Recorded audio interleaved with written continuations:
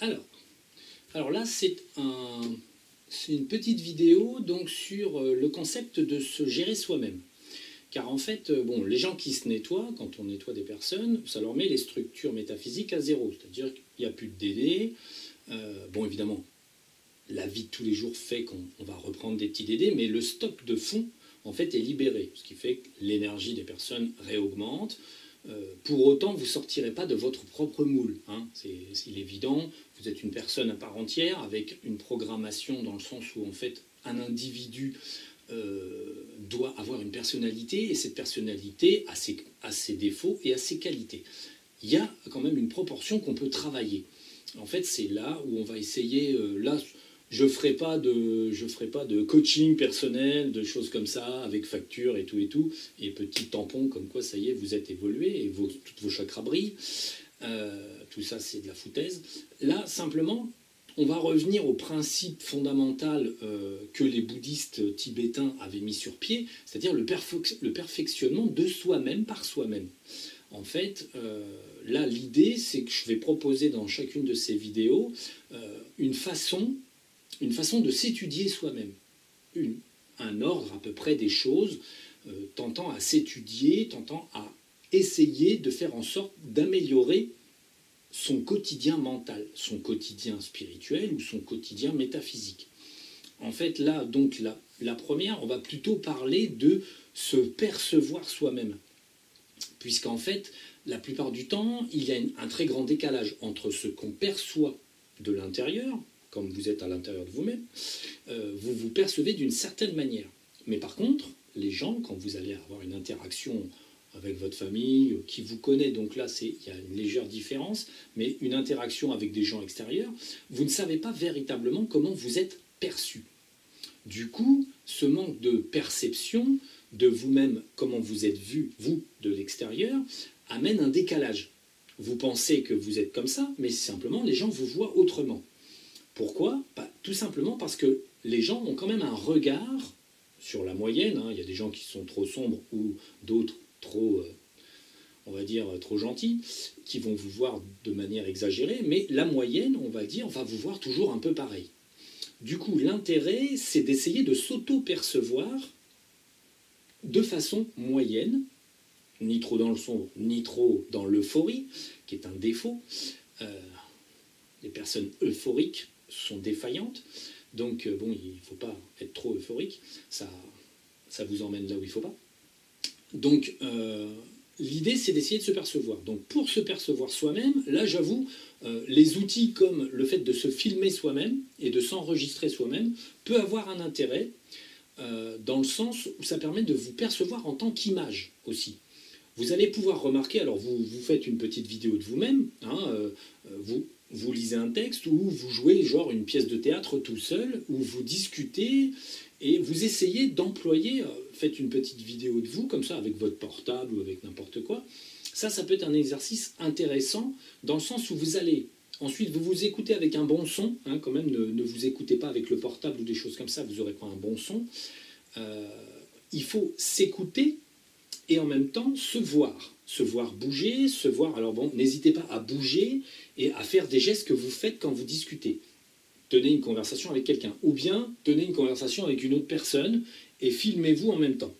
L'idée, en fait, tout simplement, c'est pouvoir vous percevoir vous-même.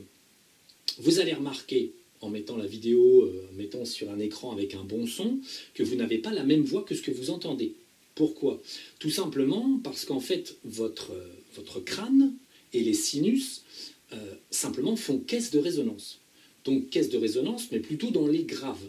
Moi, je sais que j'ai une voix plus aiguë que ce que j'entends. Quand j'entends peut-être un ou deux tons plus graves. Je m'entends, moi, de un ou deux tons plus graves que ce que je parle. Bon, en soi, ça n'a pas de gravité, mais ça permet aussi de le savoir. Vous n'avez pas forcément la voix que vous pensez avoir. Ensuite, physiquement, vous allez pouvoir observer vos mimiques. Si vous avez une mimique, vous faites ça tout le temps. Moi j'ai vu des praticiennes, là il y a une dame qui, en fait, quand elle est dans l'éther, elle est assez amusante, quoique c'est pas amusant parce que c'est ses dédés qui le font. Elle a énormément de gènes, elle a des petits tocs, elle elle a des petites réactions physiques électriques, on va dire. On la voit elle a toujours des petits trucs comme ça.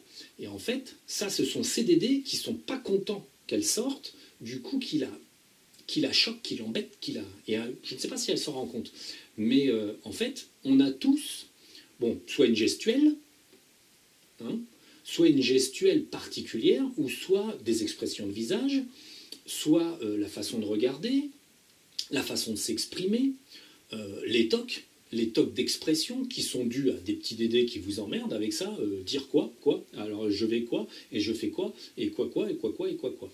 Bon, le truc du quoi, là c'est un petit dédé qui s'intercale, on va dire, dans votre formulation, et quand vous faites une phrase, le petit dédé, lui, il jette, quoi, et en plus c'est contagieux, parce qu'en fait, quand vous regarderez...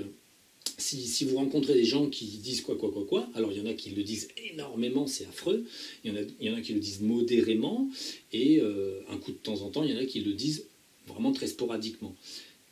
Tout ça crée, on va dire, des petits défauts. Alors c'est des petits défauts, vous allez me dire, ah c'est pas si grave, oui, mais en fait il faut commencer par petit pour finir par grand.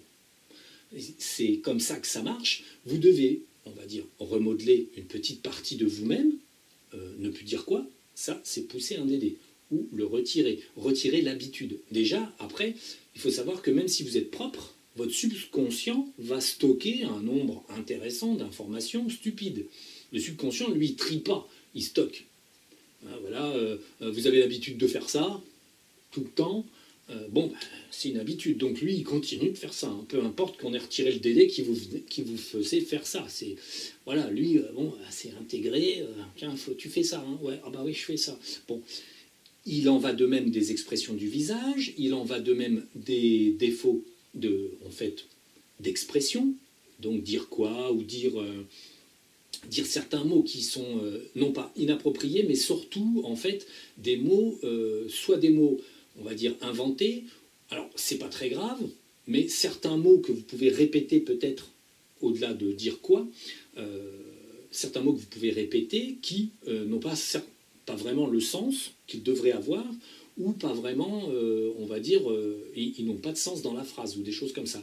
Il y a plein de petits tocs, de petits tics et tocs qu'il faut retirer.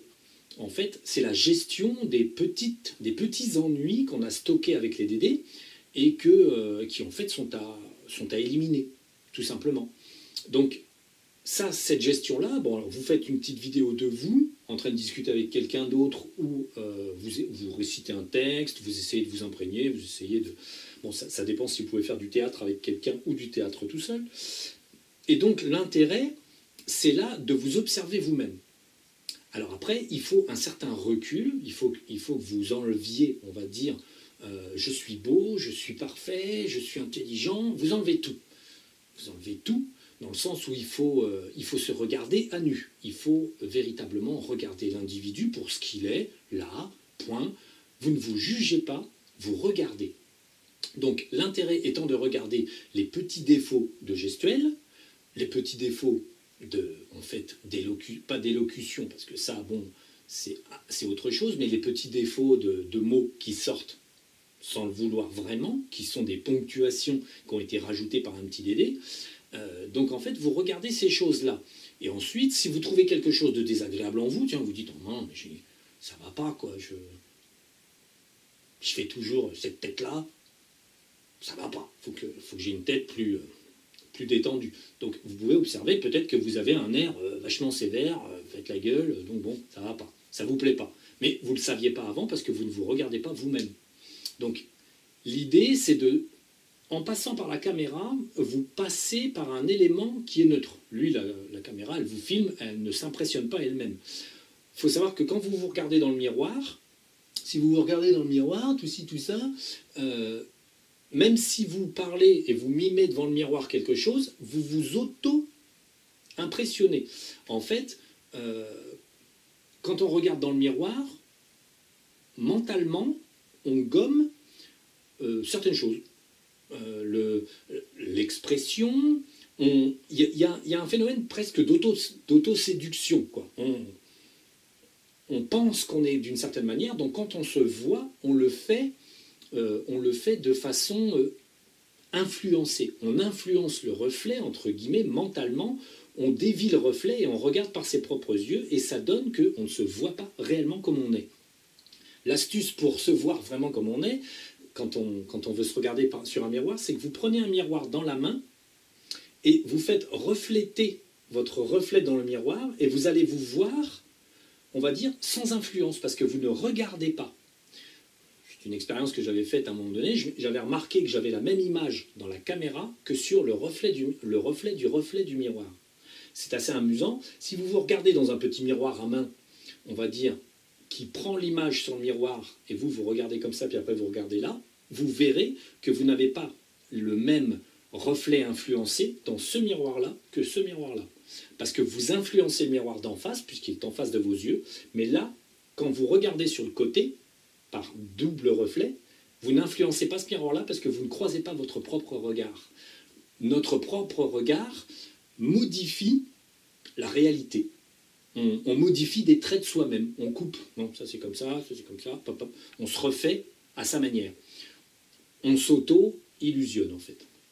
Donc l'idée, c'est une vidéo où vous regardez un petit peu par le miroir. Bon, c'est plus compliqué parce qu'en fait, c'est petit. Et du coup, on peut pas vraiment se voir soi-même intégralement. Donc, et vous pouvez aussi avoir des problèmes de stature. Vous pouvez vous tenir vachement comme ça et pas vraiment vous en apercevoir. Et puis si vous vous regardez, vous dites, mais non, je me tiens super mal. Moi, par exemple, j'ai les épaules roulées, j'ai jamais fait d'effort pour ça. Je les ai toujours eu roulées. Bon, j'aurais pu les dérouler, me tenir bien droit quand même. Comme les parents disaient, tiens-toi droit. Bon, effectivement, j'aurais pu. Je ne l'ai pas fait. Donc, je suis resté comme ça. Elles sont roulées, elles se démerdent, c'est leur problème. Donc, l'idée, c'est ça. C'est si vous voulez modifier quelque chose, il faut pouvoir s'en apercevoir. Donc, après, vous faites des observations de vous-même. Et ensuite, comme vous faites une observation de vous-même, alors vous notez vos petites observations. Tiens, je dis tel mot, mal à propos. Tiens, je répète quoi ou autre chose. Tiens, je fais toujours cette mimique-là avec l'œil. Voilà. Vous notez. Du fait, il y a un effet de constatation, comme si vous travailliez sur quelqu'un d'autre. Donc, votre mental commence à se dire « Ah, j'ai ça que j'ai remarqué. » Donc, mentalement, vous imprimez, on va dire, une différence entre « je suis » et « je parais être ». Les deux s'inscrivent. Du coup, après, quand vous voulez travailler quelque chose qui semble embêtant, en fait, qui vous embête, au moins vous, en fait, vous pouvez le travailler parce que vous l'avez remarqué. Du coup, après, vous pouvez, par exemple, vous allez essayer de vous passer, de dire quoi.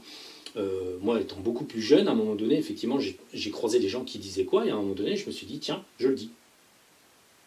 J'arrête, je me suis dit, tiens, je suis en train de ponctuer parfois, il y a un quoi qui apparaissait dans le fond de la phrase. Fond de phrase, début de phrase, un peu n'importe où, milieu de phrase. Du coup, je me suis dit, ouais, ça va pas du tout. Bon, on a parfois ce qu'on peut appeler un cycle de mots. Dans ce cadre-là, vous avez des cycles de mots, c'est-à-dire que vous avez un mot qui tout d'un coup devient récurrent dans votre façon de parler. Admettons, vous employez le mot récurrence. Oui, la récurrence, et puis la récurrence et la récurrence. Donc bon, ça peut être des cycles de mots. Mais ça reste encore un petit peu sous le traité d'une certaine manipulation. Mais il y a des fois, on change de cycle de mots. Il y a des fois, on va utiliser un mot pendant 1 mois, 2 mois, pouf, puis ce mot va être remplacé par une autre expression, un autre mot. On pourrait dire que ça, c'est des cycles. C'est plus ou moins quand même une manipulation de fond, parce que du fait, on tourne parfois un petit peu en rond pour expliquer, par exemple, si on parle de quelque chose, on va dire toujours un peu le même mot, comme les inconnus, a fortiori, en parlant des gendarmes qui disaient ça tout le temps. Donc bon, là où on peut en rire, parfois, ça peut être embêtant, tout simplement parce que ça limite l'expression, et ça limite en fait la propre personne. Et c'est peut-être quelque chose qu'on ne veut pas, être limité dans son vocabulaire, ou être limité dans sa façon de s'exprimer.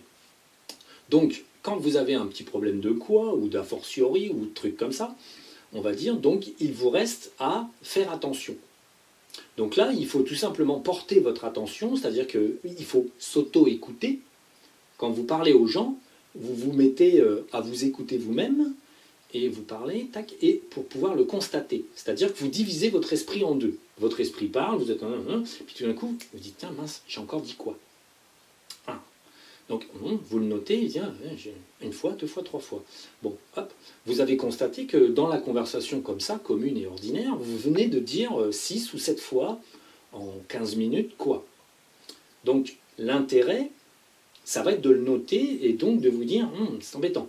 Du coup, après, la seule chose que vous avez à faire, c'est quand vous parlez, au lieu de parler et de vous écouter, vous parlez et vous vous entendez au présent et vous vous méfiez de ne pas caser, on va dire, une expression que vous ne voulez pas utiliser, ou un mot comme ça, le quoi, le mais, le si, ou mettons que vous disiez n'importe quel autre mot.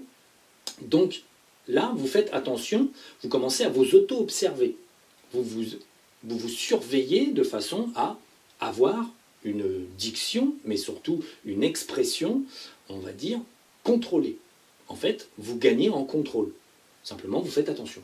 Vous parlez, vous parlez, vous parlez, vous employez les phrases et les mots, et vous ne dites plus, par ponctuation inutile, tel mot ou telle chose.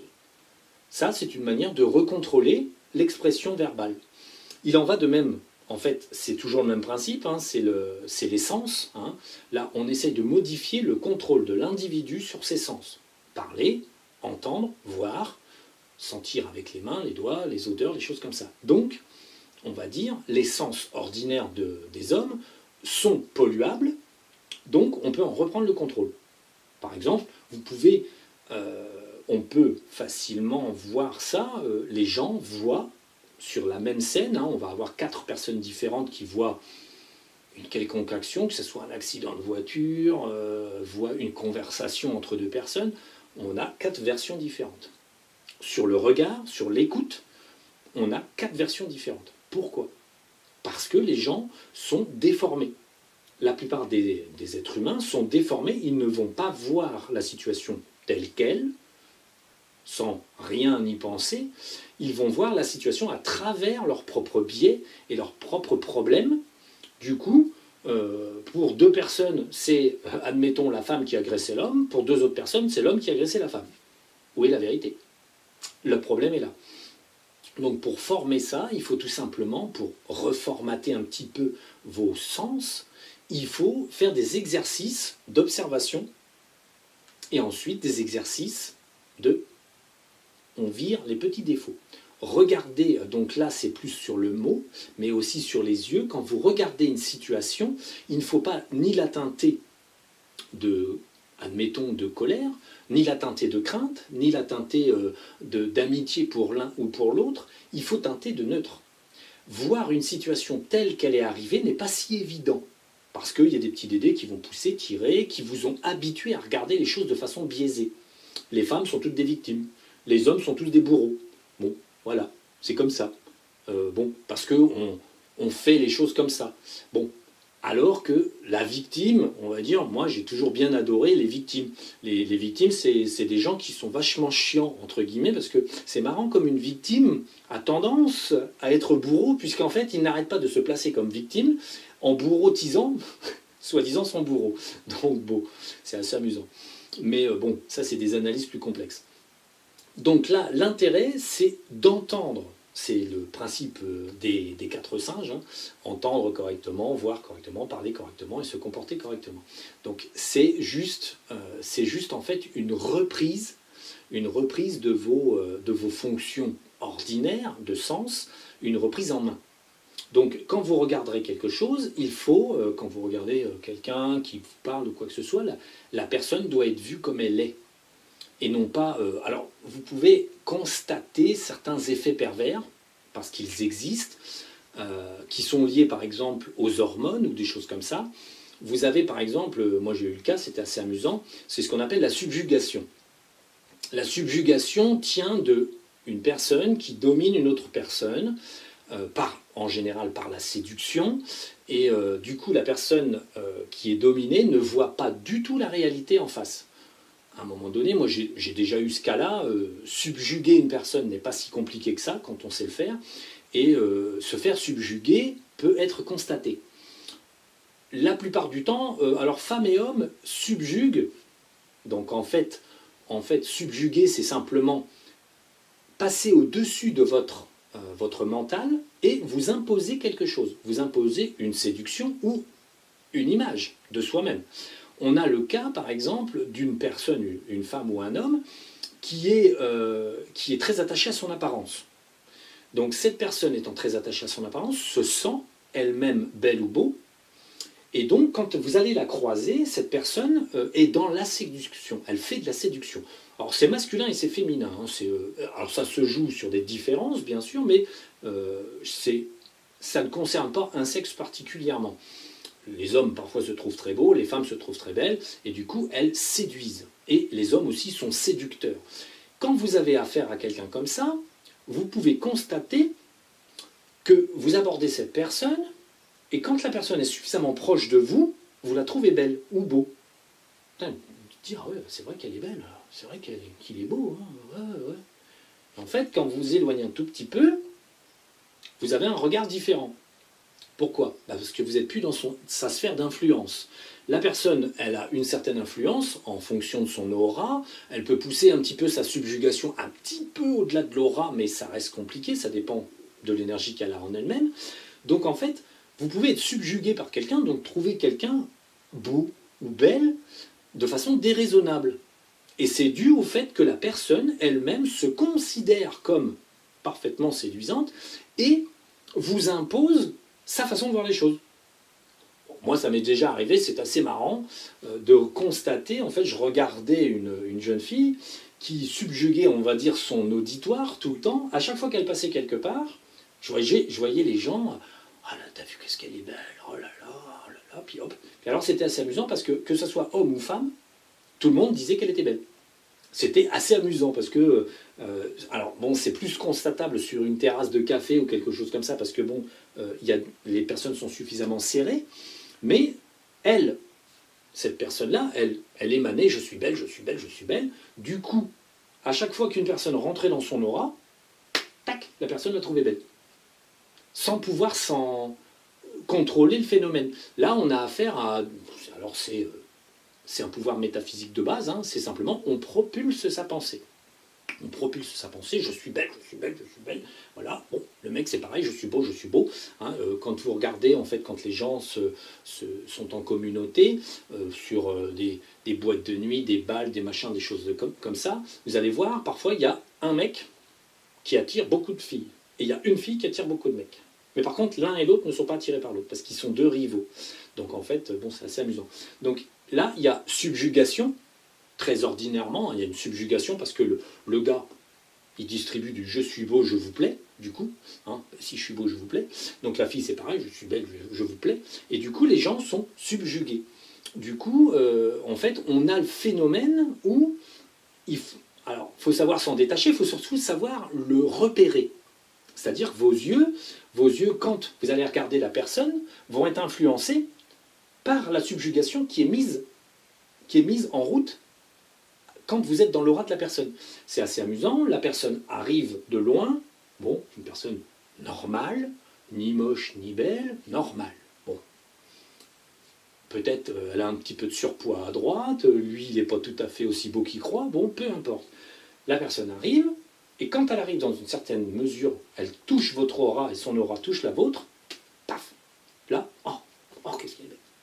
Là, il y a subjugation, et du coup, ce que vous allez voir ne correspond plus à la réalité. De loin, ça correspondait à l'apparence réelle de la personne, et de près, il y a la subjugation qui va embellir les choses. La personne physique, tout d'un coup, devient beaucoup plus belle. Et vous ne savez pas pourquoi, mais oh là là. Et en fait, ça, c'est typique, on va dire, quand on propulse une image de soi-même, d'une certaine intensité et d'une certaine volonté. Alors, ça joue pas mal sur la séduction. C'est souvent sur l'ego démesuré de la beauté que ça se joue.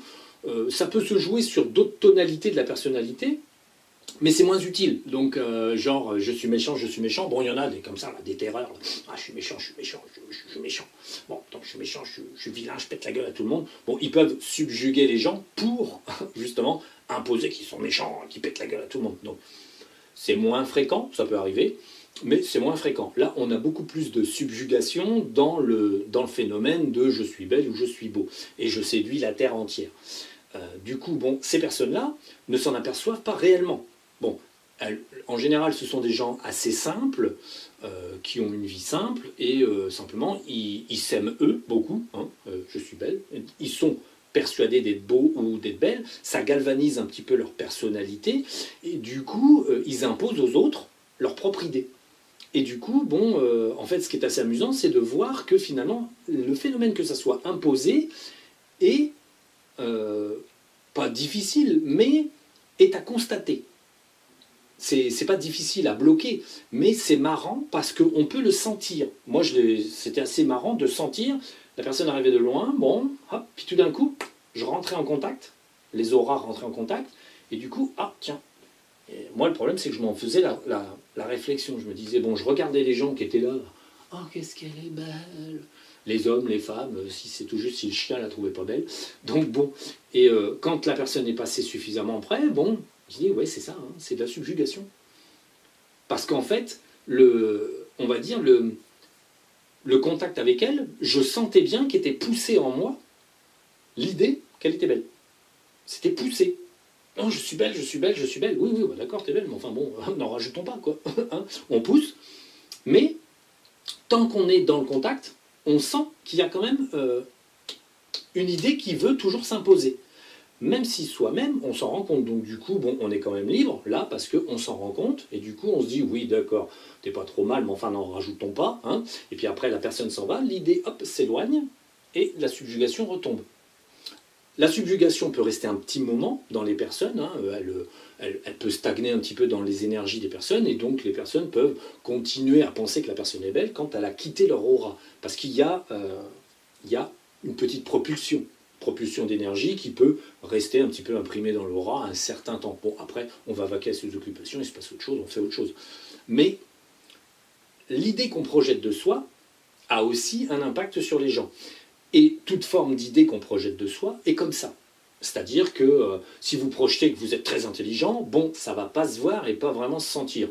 Mais on va à l'école, on se dit, ah bah celui-là, t'as vu comment il se la pète, hein, les gamins, entre eux, souvent, ils disent, ah ouais, t'as vu, il fait l'intelligent. Bon, voilà, c'est assez amusant, mais c'est la trace que les enfants, d'un côté, sentaient qu'un autre essayait de, en fait, d'émaner son intelligence.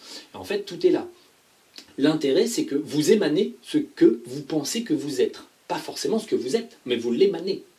Donc, si vous vous sentez très fort, vous émanez que vous êtes fort. Si vous vous sentez, quand vous êtes, on va dire, tout rabougri à l'intérieur de vous, tout triste, que vous jouez les caliméros toute votre vie, et que vous, ah maman, je suis une pauvre petite bête, je suis moche, je suis bête, je suis ci, je suis ça. Il y a des gens qui aiment bien s'apitoyer sur eux-mêmes à l'infini. Bon, bah, ils l'émanent. Et quand on les croise, on voit Calimero, voilà, avec sa petite coquille fendue sur le crâne.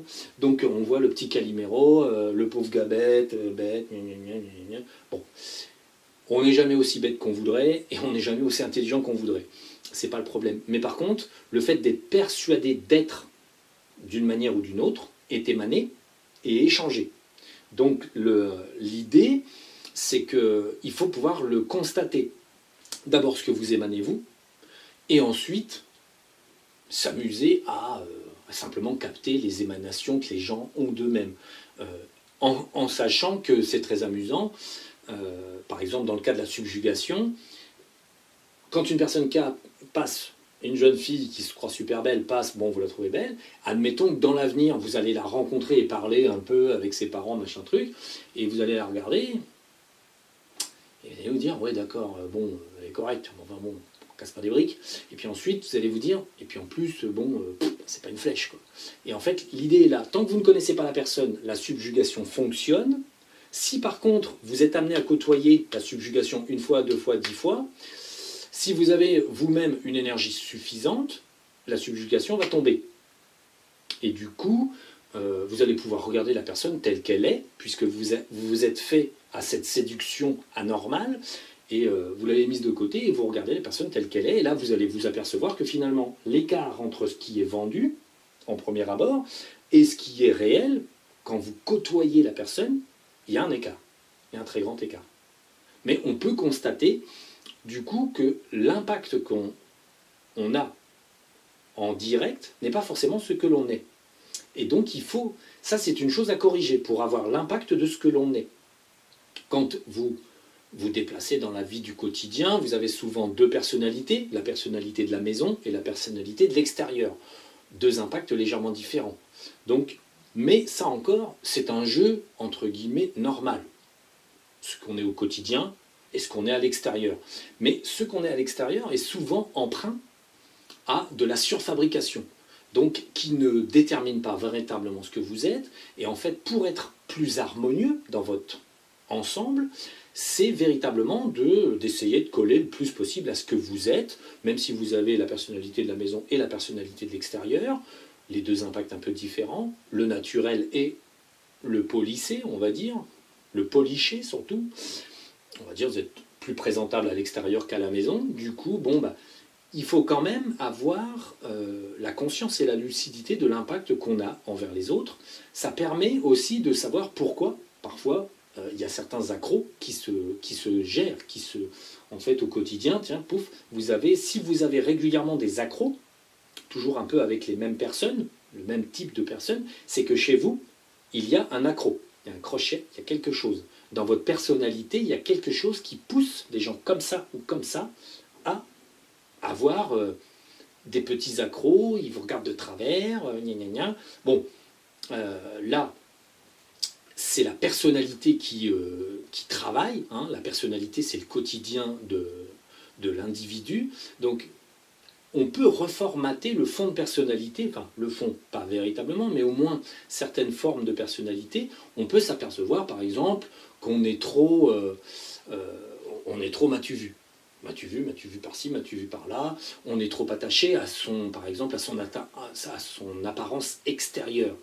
Que vous soyez beau ou moche n'a aucune importance. Il y a des gens qui sont trop concentrés sur leur extérieur, trop polissés, trop ci, trop ça. Ils se croient trop beaux, trop, on va dire, trop parfaits. Il faut savoir, même si vous êtes esthétique, il faut savoir le mesurer. Ne pas vivre complètement avec ça. Si vous n'êtes pas beau, c'est pas grave. En fait, il y a d'autres beautés. Souvent, on verra que, par exemple, des femmes fortes ou pas très jolies vont développer énormément de contact et d'aisance au contact. Elles vont forcer leur timidité à être sympathiques. Pourquoi ? Parce qu'elles n'ont pas le physique. Et elles le savent. Instinctivement, elles vont le savoir, même si ce n'est pas conscient, elles vont le savoir. Du coup, elles vont forcer le trait sympathique, gentil, accessible. Elles sont très gentilles, très mêlantes. Et en fait, pourquoi ? Parce qu'elles savent très bien que le physique pêche. Donc en fait, elles ont développé des capacités. Ça, c'est de la modification. Forcé par le physique, on pousse sur le mental. On ouvre son esprit aux autres et on est très gentil parce que on n'a pas le choix. Parce que visuellement, sur une société comme la nôtre, on juge l'apparence. En fait, c'est le décalage. Dans un corps tout moche, il peut y avoir une très bonne entité. Et dans un corps très beau, il peut y avoir une belle tache. Et la plupart du temps, ça se vérifie assez bien. Plus la fille est jolie, plus elle est... oui, c'est comme ça. Bon, on n'a pas vu de mannequin faire Sciences Po. Et encore, Sciences Po, ça ne veut rien dire. Donc bon, on ne va pas revenir là-dessus, c'est quelque chose de très connu. Bon, voilà. La beauté ne fait pas l'individu. Donc, pour travailler l'individu, simplement, il faut avoir des points de référence. Donc, si vous avez des petits tocs de façade, des petites modifications à effectuer, il faut s'en rendre compte, alors soit par la vidéo, soit par le miroir, ou soit simplement parfois en regardant comment vous captent les gens. Et vous arrivez quelque part et vous discutez sur un truc, et voir comment les gens vous captent. Alors j'avoue que maintenant, en fait, comme il y a de moins en moins de réunions humaines, c'est compliqué, puisqu'en fait les gens s'isolent les uns les autres, hein. Donc c'est un petit peu compliqué maintenant de s'auto-percevoir à travers les autres, mais il faut essayer d'observer comment vous observent les gens, et en fait quel impact vous avez sur eux. Et il faut essayer, quoi. Ça c'est plus compliqué, on va dire, c'est une analyse qui est plus fine. Autrement, le jeu des apparences, réfléchir à ces apparences personnelles est important. dans le sens où les apparences que vous allez avoir vont déterminer les contacts que vous allez avoir aussi. Puisqu'en fait, bon, moi par exemple, je me permets de m'habiller très salement, je sors de mon potager avec mes fringues trouées, je vais faire les courses, bon, je ne me mêle pas à la conversation des gens, mais je m'en fous quelque part de mon apparence. Mais si je dois quand même rencontrer des personnes, parce que je dois rencontrer des personnes, je m'habille propre, parce que bon, voilà, je sais très bien que c'est important de ne pas avoir l'air trop débraillé, parce que ça se fait pas, hein. On est moins bien perçu quand on est sale physiquement sur soi, parce qu'on sort du jardin avec de la terre partout, et on est mieux perçu si on est propre sur soi. Donc l'intérêt après, c'est véritablement de scruter en fait vos conditions en fait d'impact sur les gens. Mesurer ces conditions d'impact. Si vous avez régulièrement des gènes au niveau de la personnalité des autres, c'est qu'il faut observer. 4 personnes se comportent d'une certaine manière envers vous. Quel est le dénominateur commun? Vous. Donc, si ces 4 personnes légèrement différentes ont, par exemple, un petit peu d'agressivité envers vous, ou un petit peu de mépris, ou quelque chose, qu'est-ce qui conditionne ça? Il faut voir, il y a un conditionnement. Si ces 4 personnes ont cet a priori direct, c'est qu'en fait, vous avez quelque chose qui génère ça. Donc il faut l'observer. Après, ça c'est plus compliqué d'arriver à vraiment trouver le point d'impact que vous avez sur cette catégorie de personnes, le point d'impact négatif que vous avez sur elles. C'est plus compliqué, mais ça se trouve. On va dire, si vous arrivez à une récurrence dans votre quotidien, travail ou autre, vous avez des personnes comme ça qui vous font la mine un peu au départ, c'est que vous avez un petit point dur quelque part sur votre comportement. C'est à observer, c'est à regarder. Il faut savoir que ce point dur, bien sûr, peut être une habitude. Donc un mental, même si vous avez retiré les DD, vous êtes mentalement plié de cette manière-là, à cet endroit-là. Donc du coup, il faut arriver à déplier. Déplier, ça veut dire, bon, ah tiens, je suis trop égoïste, je parle trop fort, je regarde les gens tout le temps dans les yeux, tout le temps. Bon, voilà, il y a des choses, vous pouvez vous en apercevoir. En fait, les petites choses qu'on a tendance à faire, qui sont notre apparence, mais qui sont gênantes pour une certaine catégorie de personnes. Donc en fait, voilà, il y a des choses en fait que vous pouvez observer. Et une fois que vous l'observez, il n'y a plus qu'à y réfléchir, parce qu'en fait, vous allez pouvoir le pousser.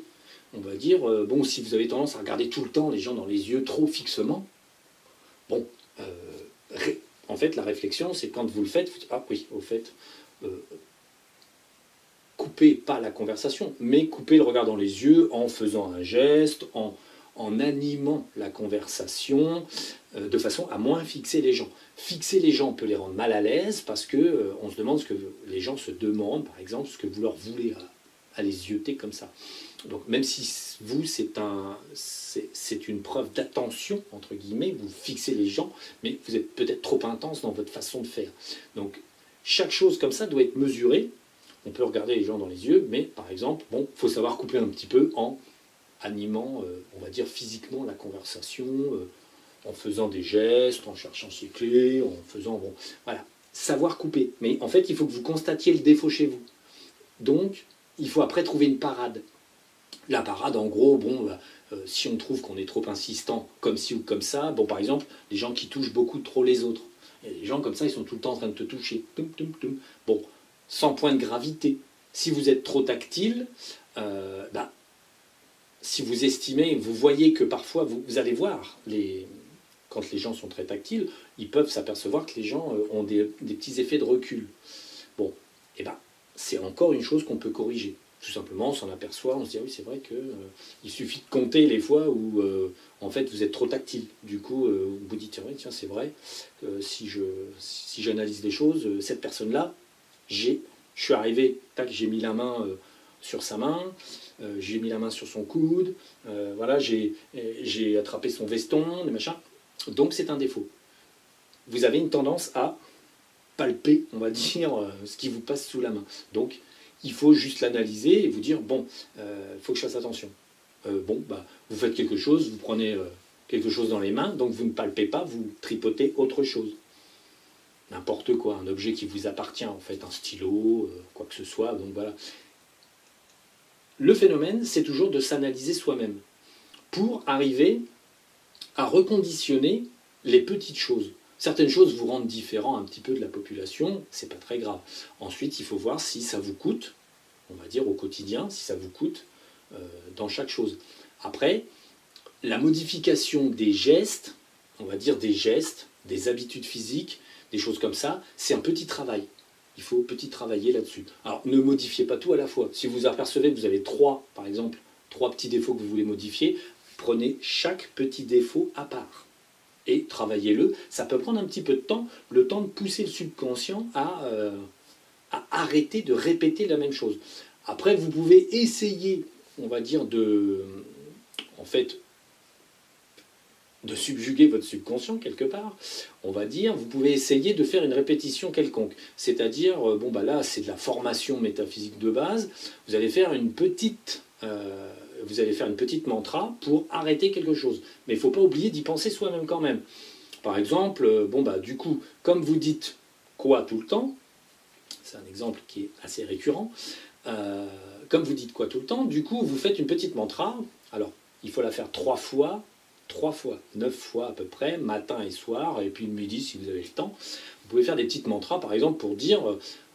donc, vous donnez un prénom à votre subconscient, c'est intéressant, parce que un prénom que seul vous connaîtrez, bien sûr, vous l'appelez Bob ou quoi que ce soit, un nom qui vous est...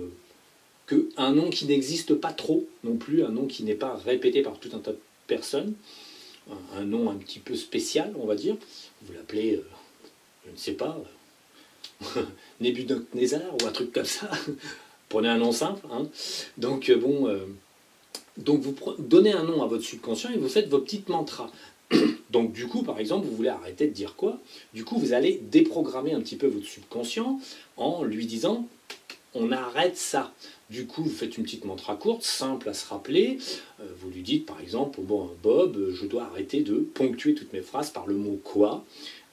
Il est nécessaire que ça s'arrête. Ça n'est pas bien. C'est embêtant pour nous. Donc, bon, vous n'êtes pas obligé de dire c'est pas bien, mais bon, il faut programmer une petite mantra. Donc, Bob, je ne veux plus dire quoi à chaque début ou fin de phrase ou milieu de phrase. Ce mot doit être éliminé en tant que tic ou toc. Il le faut. Donc bon, vous dites une petite mantra que vous composez sur un papier, une mantra que vous arrivez à dire facilement. Il faut que ça coule. Hein. La mantra doit couler d'elle-même, donc il faut dire des mots qui ne sont pas gênants à dire. C'est-à-dire si vous employez des mots qui sont trop décalés, la mantra est compliquée à dire, donc elle ne va pas bien se mémoriser. Donc vous lui répétez comme ça, 9 fois le matin, 9 fois le soir, que vous voulez éliminer ce défaut de diction, ce mot doit disparaître quand il n'a pas lieu d'être dit. En fait, c'est surtout ça, puisque quoi, en fait, est quand même un mot qui existe, donc il ne faut pas l'éliminer. De toute façon, il ne sera pas éliminé. Mais en fait, vous pouvez faire donc des petites suggestions à votre subconscient, comme ça. C'est de la mantra répétitive. Hein. Donc en fait, en même temps que vous vous surveillez vous-même, pour accélérer le processus, vous faites une petite mantra de modification. Vous dites à votre subconscient d'arrêter. En fait, alors, c'est pas la peine de lui dire d'arrêter de dire quoi, lui. Hein, simplement, vous lui intimez l'ordre qu'il ne faut plus dire quoi. Du coup, le subconscient, lui, comme vous intimez l'ordre 2 à 3 fois par jour, 9 fois à chaque fois, du coup, lui, bon, bah, il fait de l'enregistrement. Le subconscient, il va tenir compte au bout d'un certain temps. Hein, c'est pas, ça ne vient pas en 3 fois, 3 jours, poum, c'est plié, on passe à autre chose. Donc, le subconscient va enregistrer ce que vous lui demandez et va donc, on va dire, tenir compte de cet ordre, surtout que vous occupez de faire attention. Donc là où le subconscient ne va pas encore avoir tout à fait enregistré, vous faites attention à moins répéter, et quand vous le dites une fois, vous notez, on se tape la main et on dit « je ne le répète pas dans la phrase ». Donc bon, voilà, vous faites attention à vous-même. Donc vous repoussez les mauvaises habitudes, et vous repoussez occasionnellement aussi, s'il y a un petit Dédé qui était réarrivé là-dessus, vous allez repousser le petit Dédé à ne pas agir. En fait, tout simplement, il va être obligé d'être mis en pause. Donc vous récupérez de la maîtrise de vous-même. C'est le début, on va dire, du concept de maîtrise. on commence déjà par modifier nos petites apparences, modifier nos petits tocs éthiques qui traînent, de façon à modeler, autant qu'on le peut, on va dire, nos apparences et la façon dont on est perçu par le public. Ça peut être... C'est un début de, on va dire, de balayage et de repoussage de tout ce qui gêne. Par la suite, on va voir les petits balayages et repoussages, en fait, de ce qui est plus gênant.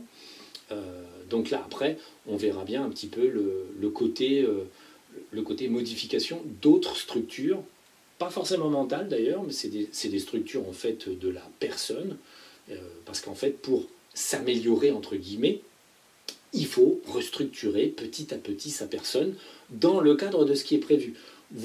Si vous n'avez pas prévu d'atteindre le stade de Bouddha cette année, ça ne sera pas fait. Vous voyez, ni l'année prochaine, ni l'année d'après. Donc bon, voilà, il y a le cadre de ce que vous pouvez restructurer, et il y a des traits de personnalité profonds qui ne sont pas restructurables parce qu'ils vous appartiennent et font partie du vous présent, et ne peuvent pas être mis de côté pour dire « Ah ben non, je suis comme ça, poum, ça y est, je suis autrement ». Ça n'existe pas. On ne peut pas se modifier au point de n'être plus soi-même ou d'être l'image que voudraient les autres. On va dire, vous resterez toujours vous-même, simplement vous aurez peaufiné certains détails. C'est ce qu'on on fait les lamas tibétains, on va dire, c'était leur façon de modifier les choses. Bon, ils croyaient que ça a amené une grande spiritualité, c'est pas forcément le cas, simplement ça a aidé à vivre avec ces DD en restant plus fréquentable, puisqu'en fait c'était ça, plus sage, plus fréquentable, plus posé. Donc la prochaine fois on étudiera en fait une petite phase supplémentaire de la façon, pas forcément de se modifier à fond, mais en tout cas de faire évoluer certaines petites parties de soi-même. Voilà. Donc là c'était le visuel. Travailler son visuel, apurer son visuel. Donc bon, c'est un petit peu compliqué, mais j'ai quand même donné des clés simples à appliquer. Donc après, vous pouvez évidemment, par rapport à un truc que vous avez constaté, appliquer une méthode qui vous est plus ou moins personnelle, que vous avez piqué là et là, et pour modifier, si cette méthode vous va mieux, on va dire pour modifier un petit détail, si elle est efficace, elle est efficace. Certaines choses peuvent vous résister par contre. Ça, c'est si par exemple il y a un petit DD qui est bien bloqué sur une façon d'être ou une façon de se tenir, ou s'il est bien ancré, il vous donnera du mal. Donc en fait, il faudra le pousser petit par petit et en fait récupérer par exemple le quoi peut être simple comme peut être compliqué si le DD il est opiniâtre et qu'il se tient là et qui veut tenir absolument son quoi. Son quoi. Donc voilà, donc il y a des choses comme ça qui sont... il y a des fois vous obtiendrez un point de résistance plus important sur une modification, un point de facilité sur une autre. C'est voilà, c'est différent. Certains lamas tibétains n'ont jamais réussi à ôter certains défauts. Pourtant ils étaient des grands maîtres, des machins, des trucs, mais non, il y avait quand même ça qui revenait. Parce que ça faisait aussi partie de l'expérience. On ne peut pas aller au-delà de l'expérience. Vous devez expérimenter certains défauts, donc vous les avez. Vous pouvez modifier certains, donc vous pouvez le modifier. Mais voilà, on ne peut pas quand même aller plus loin que le programme. Il y a un cadre de programme qui est fixe. Voilà, vous faites 1m36, vous ne ferez pas 1m38 à la fin d'une session de modification de votre propre être. Chaque chose reste à sa place quand même. On ne peut pas modifier ce qui n'est pas prévu d'être modifié. Mais on peut, en tout cas, essayer.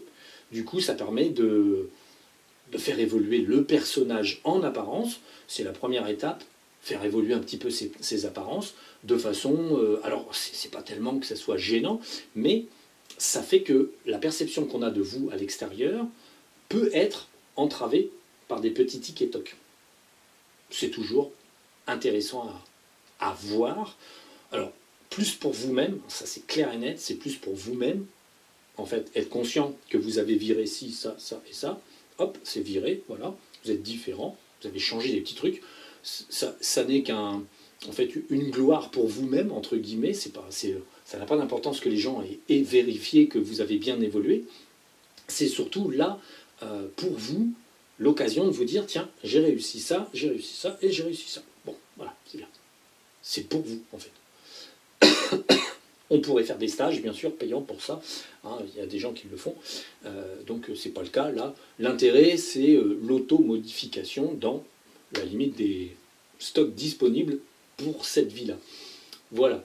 Donc, la prochaine fois, je verrai, il faut que je vois le plus simple à modifier, enfin, à faire évoluer par rapport à ce premier petit travail. Ce premier petit travail, c'est le premier petit travail qu'on fait sur soi, au départ. Virer ces petits trucs qui gênent.